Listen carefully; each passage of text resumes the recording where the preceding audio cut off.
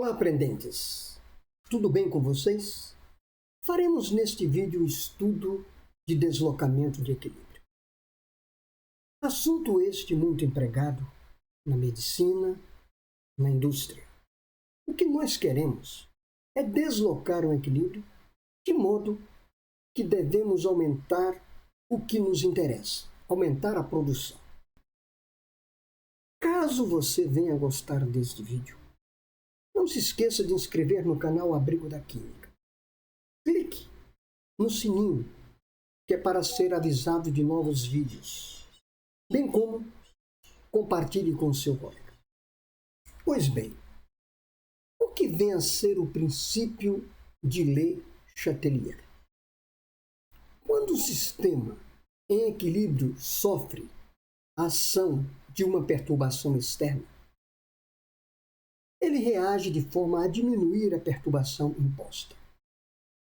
Mas o que provoca estas perturbações? São três fatores: o fator concentração, o fator pressão e o fator temperatura. Quando você altera a concentração e a pressão, a constante de equilíbrio não será alterada. Quando você altera a temperatura de um sistema em equilíbrio, já esse fator temperatura, ele altera a constante de equilíbrio. É o único fator que altera a constante de equilíbrio, é o fator temperatura. Nós sabemos que uma reação química é formada de reagente e produto. Inicialmente, nós só temos reagentes. Quando esses reagentes começam a interagir, reagindo, produzindo o produto, nós temos então o início de uma reação. No decorrer do tempo, esses produtos formados irão reagir, produzindo com isto de volta reagentes, de modo que atinja o equilíbrio quando essas duas velocidades forem iguais, tanto no sentido direto quanto no sentido inverso. E é bom lembrar que no equilíbrio coexistem tanto reagente quanto produto. É assim que nós analisamos um equilíbrio químico. O que nós queremos é mostrar o deslocamento de um equilíbrio químico. E vamos inicialmente mostrar o deslocamento do equilíbrio químico alterando a concentração. No caso, quero aumentar a concentração. Mas aumentar a concentração de quem? Vamos então analisar esta reação química entre o gás nitrogênio e o gás hidrogênio, na proporção de 1:3, que irá produzir o gás amônia, na proporção de 2. Observe que aqui iniciou-se a reação química. Está sendo produzido o NH3 gasoso. Em um determinado tempo, o NH3 gasoso também começa a produzir de volta o N2 gasoso mais H2 gasoso, até que estas duas velocidades se igualem. Dizemos então que V1 é igual a V2. Nós aprendemos em aulas passadas que calcula-se as velocidades de acordo com esta expressão. No sentido direto, sentido 1, a velocidade 1 é igual à constante K1 que multiplica as concentrações dos reagentes elevados aos seus respectivos coeficientes estequiométricos. E calcula-se a velocidade V2 no sentido 2, como sendo V2 é igual a K2, que multiplica a concentração nesse sentido, passa a ser o reagente de NH3 elevado ao seu respectivo coeficiente. Quando esta reação atingir o equilíbrio, eu digo que V1 é igual a V2. Vamos agora verificar o aumento da concentração, por exemplo, do gás nitrogênio.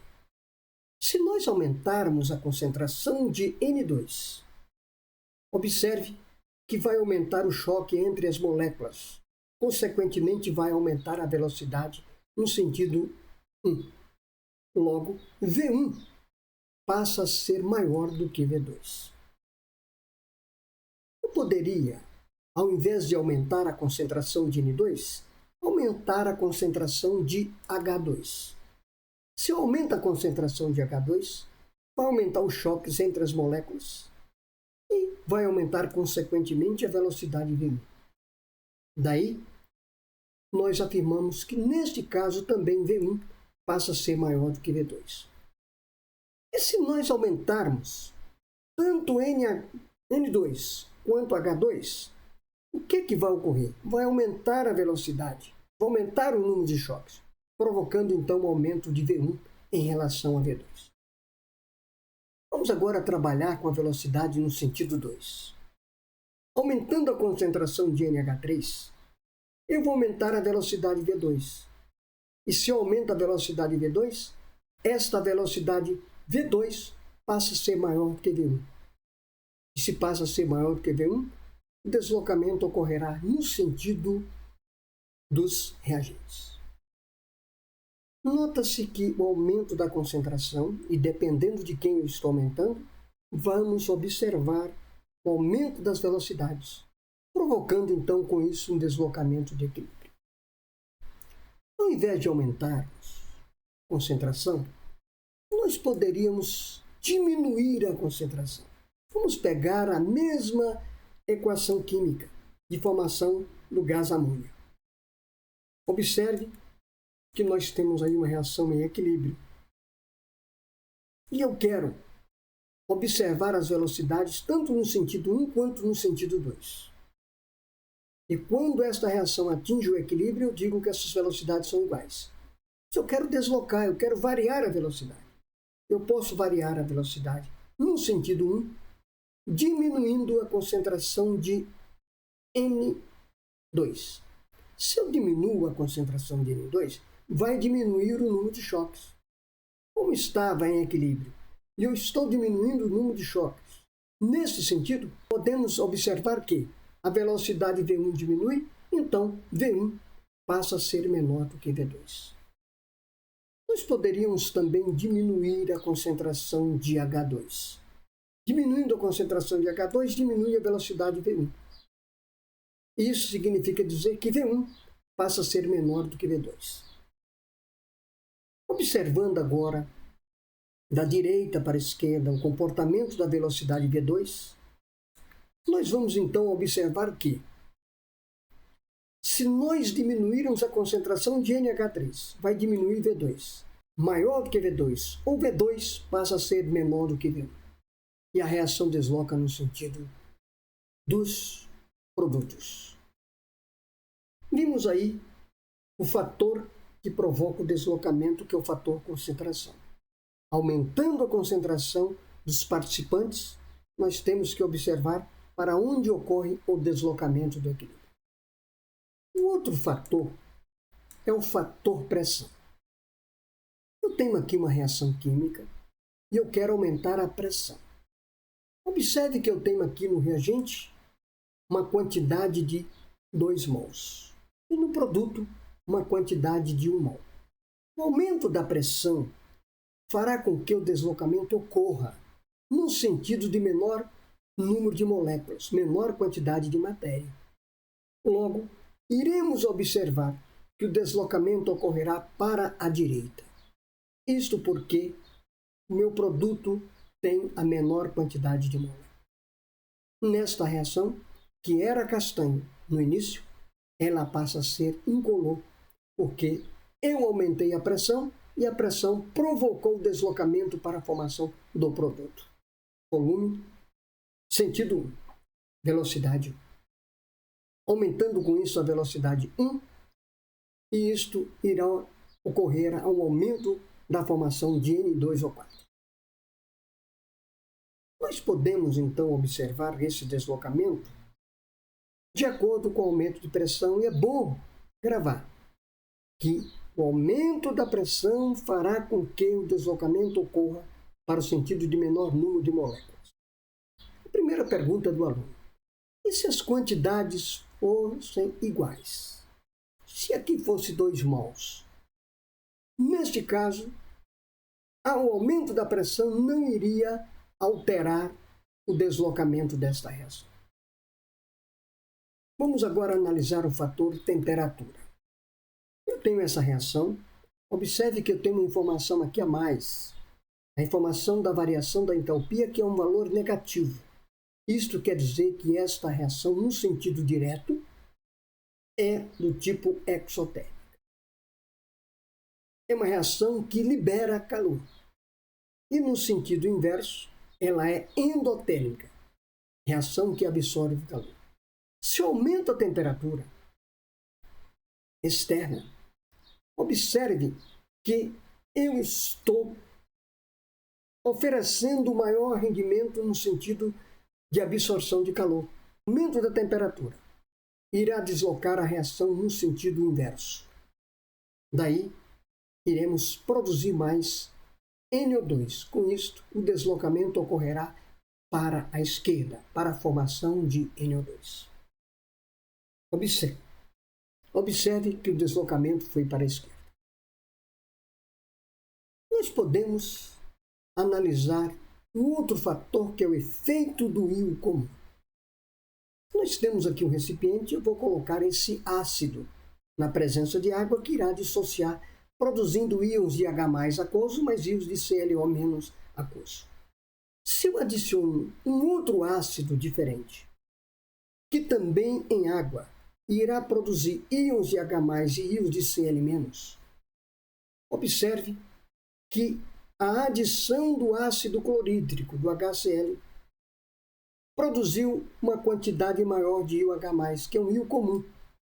Se eu estou aumentando a quantidade do íon comum, H+, isto significa dizer que a velocidade no sentido 2 vai aumentar, porque eu estou aumentando a concentração de H+. Se a velocidade no sentido 2 vai aumentar, isto significa dizer que o deslocamento ocorrerá no sentido de formação dos reagentes.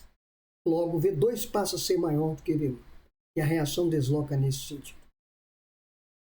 Eu posso deparar com íons comuns que reagem.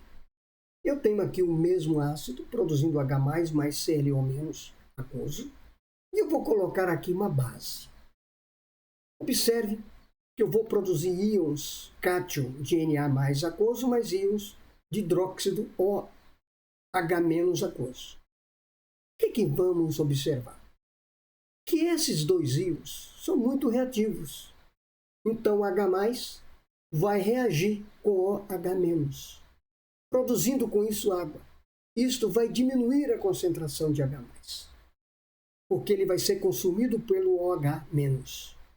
Logo, nós temos aqui com isso a diminuição de íons H+, consequentemente diminui a velocidade no sentido 2.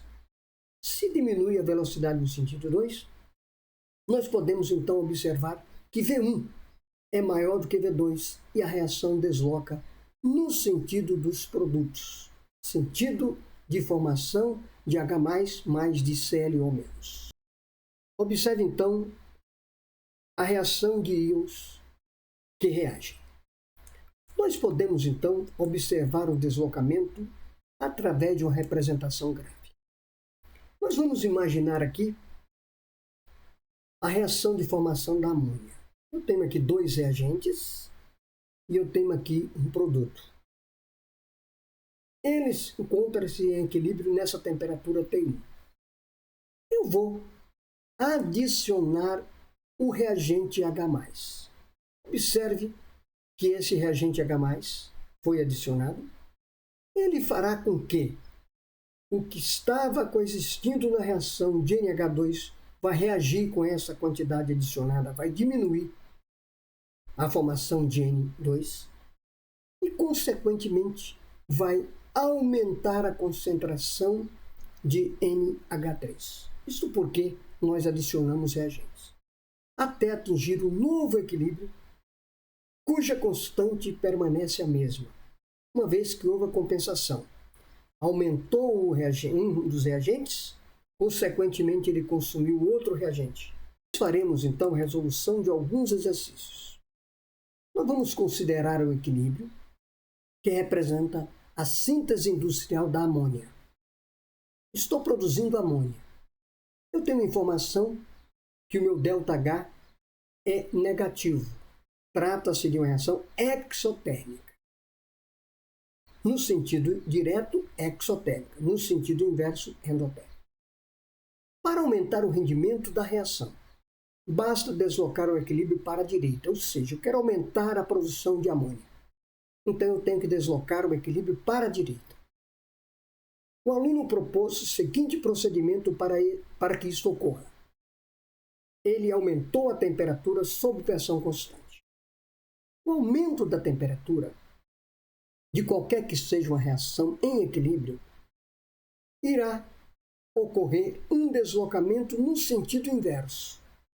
Como no sentido direto é uma reação do tipo exotérmica, o aumento da temperatura irá provocar o deslocamento no sentido endotérmico.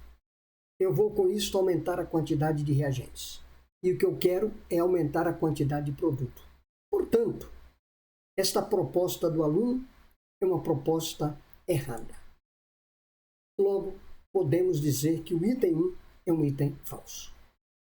Vamos pegar a mesma reação química e observar que eu tenho aqui 4 mols no reagente e 2 mols no produto. Trata-se de uma reação exotérmica, é a mesma reação anterior. Para aumentar o rendimento dessa reação, basta deslocar o equilíbrio para a direita. Eu quero aumentar. Aí o aluno propôs o aumento da pressão. O aumento da pressão sobre uma temperatura constante irá aumentar a produção da amônia. Portanto, esta proposta é uma proposta correta. Nós vamos continuar analisando as propostas do aluno. Nós temos a mesma reação e ele quer adicionar o catalisador ao sistema. Observe que quando estávamos estudando o equilíbrio químico, nós não falamos sobre a interferência do catalisador em uma reação química. Isso significa dizer que o catalisador não desloca o equilíbrio. Se ele adicionar o catalisador, esta reação não será deslocada para nenhum dos lados. Portanto, a adição do catalisador não irá aumentar a produção de amônia. Logo, esta afirmação é uma afirmação falsa. Observe que o catalisador ele tem a função de abaixar a energia de ativação, ou seja, fazer com que a reação ocorra em uma rapidez maior. E não há deslocamento no que diz respeito à formação nem de reagentes e nem de produtos. E vamos continuar a outra proposta do aluno. Ele quer aumentar a produção de amônia.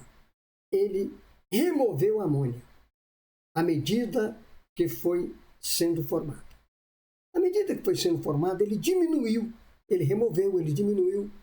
a concentração de NH3, diminuindo com isso a velocidade no sentido V2, porque diminuíram os choques. Se diminuiu a velocidade no sentido V2, nós podemos afirmar que V1 é maior do que V2. Logo, a reação irá deslocar para a formação do produto amônio. Logo, esta proposta do aluno é uma proposta correta. Vamos então verificar este outro exercício. O cheiro característico do peixe é causado por uma substância orgânica denominada metilamina, de fórmula H3CNH2. O caráter básico dessa substância está indicado no seguinte sistema em equilíbrio. Nós escrevemos aqui uma reação de equilíbrio entre a metilamina e a água, produzindo íons. Observe que um desses íons é o OH-. A sabedoria popular recomenda que, logo após o manuseio do peixe, se usa limão para remover o cheiro que fica nas mãos. Aplicando o princípio de Le Chatelier, apresente uma justificativa para eliminar o cheiro do peixe pelo uso do limão. Observe que nós vamos então escrever ou reescrever esta equação em equilíbrio, onde eu tenho metilamina de cheiro ruim, produzindo íons. Observe que eu adicionei a concentração de H+. Nota-se que H+, mais o H reage produzindo água. Então eu vou consumir o H+. E como eu estou consumindo o H+, isto significa dizer que eu estou diminuindo a concentração do OH-, diminuindo com isto o mau cheiro, provocando com isto o deslocamento no sentido V1, porque V2 diminui e V1 mantém-se o mesmo, deslocando com isso a velocidade para a direita. Logo, observamos que o cheiro irá desaparecer. Isto é o que diz a sabedoria popular e você pode fazer o teste na sua casa. Você pode utilizar qualquer ácido. Pode utilizar uma fruta cítrica, pode utilizar o próprio vinagre, que é um ácido muito fraco. Vai fazer com que este mau cheiro desapareça das suas mãos. E espero mais. Espero que vocês se inscrevam no canal Abrigo da Química, para que eu possa ter uma animosidade de produzir vídeos cada vez mais. Bons estudos e até lá no canal Abrigo da Química.